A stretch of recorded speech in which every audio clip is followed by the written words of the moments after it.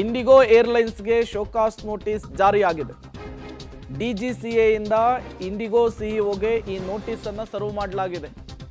ವಿಮಾನಗಳು ಏಕಾಏಕಿಯಾಗಿ ರದ್ದಾಗಲು ಕಾರಣವೇನು, ಪ್ರಯಾಣಿಕರಿಗೆ ತೊಂದರೆ ಉಂಟಾಗಲು ಕಾರಣವೇನು ಅಂಥೇಳಿ ಈಗ ಕೇಳಲಾಗಿದೆ.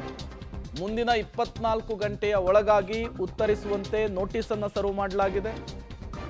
ಇಂಡಿಗೋ ರಾದ್ಧಾಂತದ ವಿಚಾರಕ್ಕೆ ಸಂಬಂಧಪಟ್ಟಂತೆ ಕೊನೆಗೂ ಕೂಡ ಡಿಜಿಸಿಎ ಅಂದರೆ ನಾಗರಿಕ ವಿಮಾನಯಾನ ನಿರ್ದೇಶನಾಲಯ ಎಚ್ಚೆತ್ತುಕೊಂಡಿದ್ದು ನೆಮ್ಮದಿಯ ನೆಟ್ಟುಸಿರನ್ನು ಬಿಡಬಹುದು. ಇಲ್ಲಿಯವರೆಗೂ ಕೂಡ ಬರೀ ಸಭೆಗಳನ್ನು ನಡೆಸೋದಕ್ಕಷ್ಟೇ ಸೀಮಿತವಾಗಿತ್ತು. ಕೊನೆಗೂ ಕೂಡ ಎಚ್ಚೆತ್ತುಕೊಂಡಿದ್ದಾರಲ್ಲ, ಒಂದು ನೋಟಿಸ್ ಅಂತ ಕೊಟ್ಟಿದ್ದಾರಲ್ಲ, ಅದಕ್ಕೆ ಉತ್ತರ ಪಡೆಯೋದಕ್ಕೆ ಮುಂದಾಗ್ತಾ ಇದ್ದಾರಲ್ಲ, ಅದನ್ನು ಖುಷಿ ಪಡಬೇಕು. ಈಗ ನೋಟಿಸ್ ಕೊಟ್ಟಿದ್ದಾರೆ, ಸಹಜವಾಗಿ ಒಂದಿಷ್ಟು ಟೆಕ್ನಿಕಲ್ ಪ್ರಾಬ್ಲಮ್ಗಳನ್ನು ತೋರಿಸುವಂತಹ ಕೆಲಸವನ್ನು ಇಂಡಿಗೋ ಮಾಡುತ್ತೆ. ಈ ನೋಟಿಸು, ವಿಚಾರಣೆ, ತನಿಖೆ ಅವೆಲ್ಲವೂ ಕೂಡ ಬದಿಗಿರಲಿ, ಬಟ್ ಜನರಿಗೆ ತತ್ಕ್ಷಣಕ್ಕೆ ಈಗ ವಿಮಾನ ಹಾರಾಟದ ವ್ಯವಸ್ಥೆಯನ್ನು ಮಾಡಿಕೊಡ್ಬೇಕಿದೆ. ಅದೆಷ್ಟರ ಮಟ್ಟಿಗೆ ಆಗುತ್ತೆ ಅನ್ನೋದನ್ನು ಕಾದು ನೋಡಬೇಕಿದೆ.